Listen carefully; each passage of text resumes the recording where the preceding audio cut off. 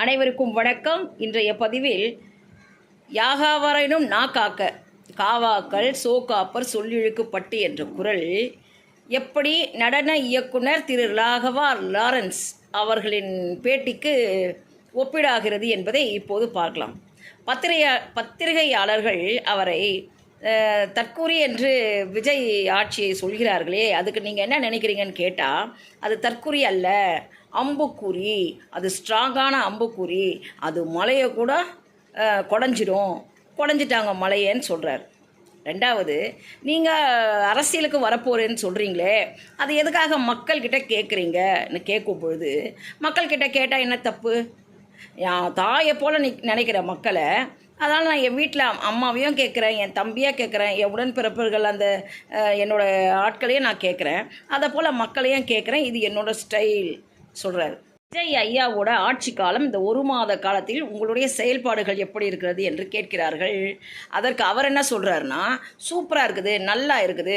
ஒரு வாடகை வீட்டுக்கு போகிறோம், அந்த வாடகை வீட்டுக்கு போன பிறகு அந்த வீட்டில் இருக்குது பெயிண்ட் வந்துடுதா, இல்லை குழா ரிப்பேரா, இல்லை ஃபேன் ரிப்பேரா, அதெல்லாம் நம்ம பார்க்கணும் இல்லையா? அதற்கு நல்ல காலம்லாம் நம்மளுக்கு வேணும் இல்லையா அப்படின்னு கேட்குறாரு. அந்த தெருநாய் கூட நம்மளை பார்த்து குலைக்கும். எவனா இவன் புதுசாக வந்துட்டானேன்னு தெருநாய் குலைக்குமா? அந்த நாய்க்கு பிஸ்கெட்டையாக போடணுமா? ஒரு சில நாய்ங்க என்ன பண்ணணுமா, பிரியாணி கேட்குமா. அந்த நாய் நான்வெஜ் கேட்குமா சொல்கிறாரு. அரசியலில் நடிக்கவே முடியாது. நடித்தா அவனை மக்களுக்கு நல்லா தெரியும். மக்கள் நல்லா இப்போ அரசியல் தெரிஞ்சுக்கிட்டாங்க. நான் அரசியலுக்கு வருது, இப்போவே நான் 100 பேரையும் 1,00,000 பேரையும் காப்பாற்றுறேன். அரசியலுக்கு அது கோடி பேர் ஆகுமே, அதனால் நான் அரசியலுக்கு வரேன். நான் பணத்துக்காகவோ புகழுக்காகவோ பேருக்காகவோ வரலை, அது நானே சம்பாரிச்சிட்டேன். நான் இறந்துட்டேன்னா கோடி பேர் எனக்காக அழுகணும்னு சொல்கிறார். தலைவர்களை நீங்கள் எப்படி பார்க்குறீங்கன்னு கேட்டால், அதுக்கு அவர் என்ன பதில் சொல்கிறாருன்னா, அரசியல் தலைவர்கள் என் அப்பாவாகவும் அண்ணனாகவும் பார்க்குறேன். இப்போவே என்னை சீண்ட ஆரம்பிச்சிட்டாங்க, அவங்கவுங்க வயிறுங்க எரியுது, அதான ஸ்மெல் எனக்கு தெரியுதுன்னு சொல்கிறாரு. நான் அரசியல் நிலைப்பாடு எடுக்கும் பொழுது நாங்கள் அவங்கள அப்பாவாவோ அண்ணனாவோ பார்க்க மாட்டேன், நான் நடுநிலைமையாக இருப்பேன் அப்படின்னு சொல்கிறாரு. இதுக்கு எப்போ வரப்போகிறீங்கன்னு கேட்டால், அது என்னோடய பர்சனலு, அதை இப்போ நான் சொல்ல மாட்டேன். நான் கமெண்ட்ஸ் எல்லாம் படிச்சுட்டேன். அண்ணே என்னண்ணே நீங்கள் சீக்கிரம் வாங்கண்ணே அப்படின்னு எல்லாம் கமெண்ட்ஸில் என்னோட ஆதரவாளர்கள் கூப்பிட்றாங்கன்னு சொல்கிறாரு. என் அம்மாவையும் ஸ்டேஜில் உட்கார வச்சு அப்போ நான் பொதுமக்களுக்கு நான் சொல்ல போகிறேன், என்றைக்கு நான் அரசியலுக்கு வரப்போகிறேன்னு சொல்ல போகிறேன்றாரு. அதுக்கப்புறம் இதில் என்னோட ஒப்பீடு, அந்த குரல் சொன்னல, யாகாவாராயினும் நா காக்க காவாக்கள் சோகாப்பர் சொல்லி இழுக்கப்பட்டு, அந்த குரல் இந்த ராகவா லாரன்ஸ் ஐயாவுக்கு எப்படி ஒப்பீடு செய்கிறன்றதை கொஞ்சம் பாருங்கள். என்னென்னா, முதல் விஷயம், நாட்டு மக்களை ஒரு ஓட்டு வீடோடு சேர்த்துட்டார். ஓட்டை வீடு நாடுன்னு சொல்லிட்டாரு. அந்த விஜய் ஐயாவோட எதிர்ப்பாளர்களை அந்த நாய் இருக்குது பார்த்தியா, பிரியாணிக்காகவும் பிஸ்கெட்டுக்காகவும் ஆசைப்படுற நாய் கூட ஒப்பிட்டு செய்துட்டாரு. அதுக்கப்புறம் அந்த பதவியோ இல்லை பணத்தையோ கொடுத்துட்டா அந்த நாய் எப்படி பிஸ்கெட்டுக்காகவும் பிரியாணிக்காகவும் தன் நிலைப்பாடை மாற்றிக்கொள்ளும்ல, அது கூட ஒப்பிடுறாரு. இது ரொம்ப மனசு கஷ்டமாக இருக்குது. வீடை நாம் விரும்பி பார்க்கும் பொழுதே அந்த வீட்டில் இருக்கிற ஓட்டை உடைச்சல் நம்மளுக்கு தெரிஞ்சிடும். இது ஓட்டை வீடு 9 வாசல்னு தெரிஞ்ச பிறகு அந்த வீட்டுக்குள்ளே போயிட்டு அந்த அட்வான்ஸை கொடுத்துட்டு அப்புறம் அந்த ஹவுஸ் ஓனர்கிட்ட நம்ம சண்டை போடுவோமா? எங்கேயாவது இது நடக்குமா?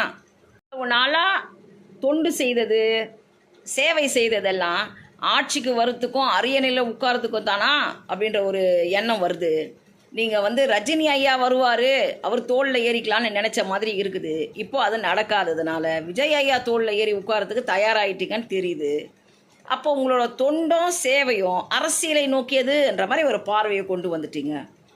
எப்படியோ ஆட்சிக்கு வரலாம், அதிகாரத்தில் வரலாம், அதன் மூலயமா மக்களுக்கு, அதாவது உங்களோட ஊனமுற்ற மக்களுக்கெல்லாம் வச்சுருக்கீங்க இல்லையா, அவங்களுக்கு பயன்படணுன்ற எண்ணம் இருந்ததுன்னா அது நல்ல எண்ணம்.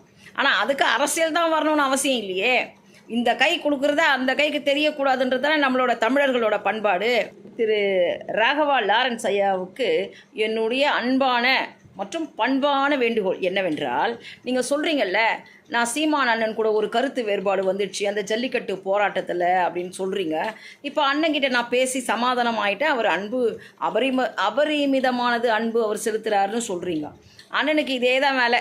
அன்புனா அபரிமிதமானது, கோவம்னா அதிகப்படியானது. ஆனால் எல்லாமே நாட்டு மக்களுக்காகவே இருக்கும், அதில் சுயநலம் இருக்காது. நீங்கள் அவர்கிட்ட அரசியல் கற்றுங்க. அரசியல் கற்று தெளிந்து வந்தீர்கள் என்றால் அப்போ அதில் ரஜினி ஐயாவோட பாடி லாங்குவேஜ் இருக்காது. மக்களுக்கு என்ன செய்யணுமோ அதை வந்து தெளிவாக நீங்கள் செய்ய ஆரம்பிச்சிருக்கீங்க. அப்புறம் விஜய் ஐயா ஆட்சியில் இருந்தா என்ன, ரஜினி ஐயா கட்சி தொடங்கினா என்ன, நீங்கள் நாட்டு மக்களுக்கு செய்யணும், உங்களோட ட்ரஸ்ட்டுக்கு செய்யணுன்ற எண்ணம் வந்து பழிச்சிடும். மக்கள் அதை புரிஞ்சுப்பாங்க. இதுதான் என்னோட வேண்டுகோள். இதன் மூலமாக தான் சேர்த்த புகழ், தான் சேர்த்த சேவைன்னு ஒன்று இருக்கும். நல்ல பேர் தான் எடுத்தார் அவர். ராகவா லாரன்ஸ் அவர்கள் எடுத்த பேரை தன் வாயாலேயே கெடுத்து கண்டாரோ என்று எனக்கு தோன்றுகிறது. அதனால தான் யாகாவாராயினும் நாக்காக்கன்னு குரல்லே நம்மளுக்கு சொல்லிடுச்சு. எதை நீ காக்கலைனாலும் உன் நாக்கை காப்பாற்று, அது உன்னை கவுத்து விடும், இல்லைனா அது உன்னை தூக்கி விட்டுரும் அப்படின்னு சொல்லுது. என்னை பொறுத்த வரைக்கும் இந்த பேட்டி இந்த ராகவா லாரன்ஸ் ஐயாவோட கவுத்து தான் விட்டுச்சு போலகுது. அதை நீங்கள் எனக்கு தெரியப்படுத்துங்க. நன்றி, வணக்கம்.